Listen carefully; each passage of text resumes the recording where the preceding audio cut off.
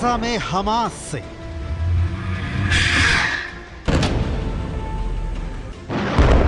Lebanon में Hezbollah से, Yemen में हूथी विद्रोहियों से,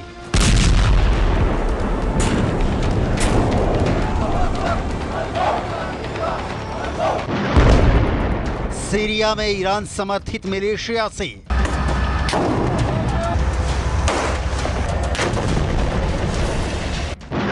इराक में ईरान समर्थित फोर्स से,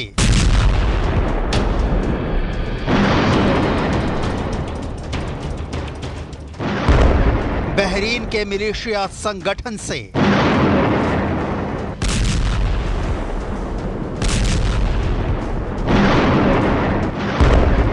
और अब नंबर 7 तुर्की से। इजराइल के पहले 6 फ्रंट एक्टिव थे, अब 7वां फ्रंट तुर्की भी खुलने जा रहा है। तुर्की ने ऐलानिया तौर पर इजराइल को दुश्मन देश मान लिया है। राष्ट्रपति एर्दोआन ने पहले इजराइल में घुसकर मारने की धमकी दी, फिर उनके मंत्री ने इजराइल को तबाह करने की धमकी दी, और अब खबर है कि तुर्की ने इजराइल के राष्ट्रपति इसहाक हर्जोग के एक अनुरोध को अस्वीकार कर दिया है। इजरायली राष्ट्रपति अजरबैजान की राजधानी बाकू में चल रहे COP29 जलवायु शिखर सम्मेलन में जाने के लिए तुर्की के हवाई क्षेत्र का इस्तेमाल करना चाहते थे, लेकिन तुर्की ने उनके अनुरोध को अस्वीकार कर दिया है। तुर्की इजराइल दुश्मनी की दरार पिछले साल जब इजराइल गाजा में घुसा उसी वक्त से चौड़ी होनी शुरू हो गई थी, जिसका हासिल अब नजर आ रहा है। इजराइल के राष्ट्रपति का सुरक्षा कारणों से बाकू जाना रद्द किया जा चुका है, लेकिन तुर्की के इस स्टैंड ने इजराइल को तुर्की को लेकर गंभीरता से सोचने पर मजबूर कर दिया है। सवाल है कि आखिर अचानक तुर्की को इजराइल से डर क्यों लगने लगा है? क्यों अपने आसमान से नहीं गुजरने दिया इजराइल के राष्ट्रपति का विमान? कल तक तुर्की गाजा में इजराइल के हमलों को लेकर विरोध कर रहा था और साथ ही इजराइल को तेल की सप्लाई कर रहा था।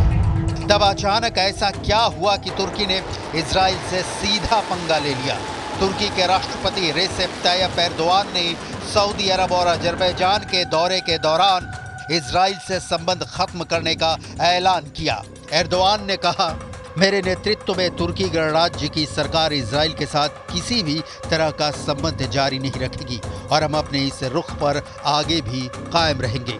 तुर्की और इजराइल के संबंध मुश्किलों से भरे रहे हैं। तुर्की दुनिया का पहला मुस्लिम बहुल देश था जिसने इजराइल को मान्यता दी थी। सवाल फिर वही, तो अचानक क्यों तुर्की ने इजराइल से अपने संबंध खत्म कर लिए? एर्दोआन के दिमाग में क्या चल रहा है? समझने के लिए आपको रियाद से आई ये तस्वीरें देखनी होंगी। रियाद में आयोजित इस सम्मेलन का नाम अरब इस्लामी शिखर सम्मेलन दिया गया था। रियाद में आयोजित इस कॉन्फ्रेंस में सिर्फ गाजा और लेबनान में चल रहे इजरायली हमले पर ही चर्चा हुई, और इस शिखर सम्मेलन में तुर्की के राष्ट्रपति एर्दोआन भी हिस्सा लेने पहुंचे थे। सुनिए सम्मेलन के बाद इजराइल को लेकर क्या बयान दिया गया।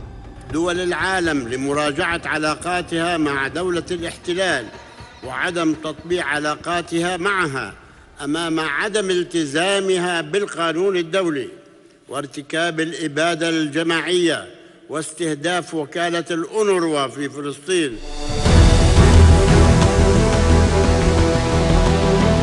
अरब इस्लामी शिखर सम्मेलन में सऊदी अरब के क्राउन प्रिंस ने इजराइल के हमलों को नरसंहार करार दिया। جدد المملكة ديانتها ورفضها القاطع للإبادة الجماعية التي ترتكبها إسرائيل بحق الشعب الفلسطيني الشقيق، وراح ضحاياها أكثر من 150 ألف من الشهداء والمصابين والمفقودين، معظمهم من النساء والأطفال. ونؤكد أن استمرار إسرائيل في جرائمها بحق الأبرياء والإمعان في انتهاك قدسية المسجد الأقصى المبارك والانتقاص من الدور المحوري للسلطة الوطنية الفلسطينية على كل الأراضي الفلسطينية من شأنها تقويض جهود الهادفة لحصول الشعب الفلسطيني على حقوقه المشروعة وإحلال السلام في المنطقة. पूरी दुनिया को मालूम है कि तुर्की की अर्थव्यवस्था की हालत ठीक नहीं है। इसलिए एर्दोआन अपने इलाके के देशों से रिश्ते गहरा रखना चाहते थे। उनके इस प्लान में इजराइल भी शामिल था। सितंबर में ही एर्दोआन ने न्यूयॉर्क में संयुक्त राष्ट्र की आम सभा में इजरायली प्रधानमंत्री बेन्यामिन नेतन्याहू से मुलाकात की थी और उन्हें अंकारा आने का न्योता भी दिया था। एर्दोआन चाहते थे कि वो इजराइल और हमास के बीच मध्यस्थ बने, न कि इजराइल को नाराज करें। एर्दोआन ने ऐसी ही कोशिश यूक्रेन और रूस के बीच ग्रीन कॉरिडोर डिप्लोमेसी के रूप में की थी और उन्हें कामयाबी भी मिली थी। लेकिन अचानक से एर्दोआन के बोल बदलने लगे। İsrail'in amacı Gazze'ye yerleşmek, Doğu Kudüs dahil olmak üzere Batı Şeria'daki Filistin varlığını yok etmek ve nihayetinde ilhak etmektir. Adım adım buraya doğru bir gidiş söz konusudur. Bir yandan acil ateşkes sağlanmasına odaklanırken, diğer yandan Gazze'ye insani yardımların ulaştırılması konusunda acil çözüm yolları bulmamız şarttır. Netanyahu और Erdogan के बीच तनातनी तो बहुत दिनों से चल रही थी और अब बात आर पार की जंग तक पहुंच गई है। तुर्की नेटो का मेंबर है और नेटो पर हमला करने का मतलब क्या होता है ये पूरी दुनिया जानती है। लिहाजा मामला बेहद बुरा फंस चुका है।